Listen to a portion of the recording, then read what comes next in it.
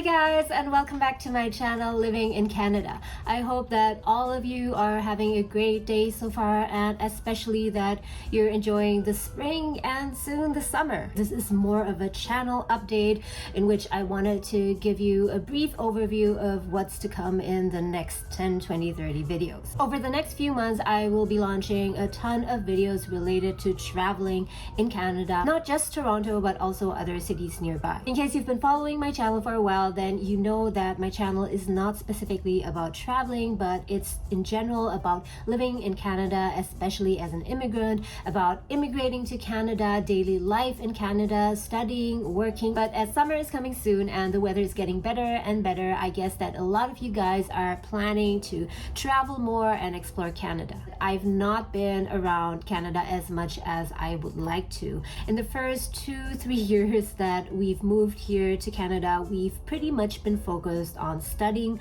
working, earning, and also saving money. But since about a year ago, we've already got into somewhat of a rhythm, and we also have a proper travel budget. And that is why since about a year ago, we've been traveling more frequently, among others to Niagara Falls, Burlington, Hamilton, Ancaster, and most recently to Montreal and also Kingston. All of our trips were between 2 to 4 nights long, and they were all on a low to medium budget. So if you guys watching right now are already in Canada or planning to come to Canada this summer, and you're planning to do a bit of traveling, but at the same time you do not want to splurge too much and you're still conscious of your budget, then I think that my following videos in the coming months will be very useful to you. Traveling does not always have to be expensive. Let's say that you've just moved to Toronto recently, and what might come to mind is that you want to make a trip to Vancouver or to Montreal, which is of course awesome, but can also get quite pricey. Whereas close to Toronto, there are tons of cities that are worth seeing and also pretty affordable to make a trip to,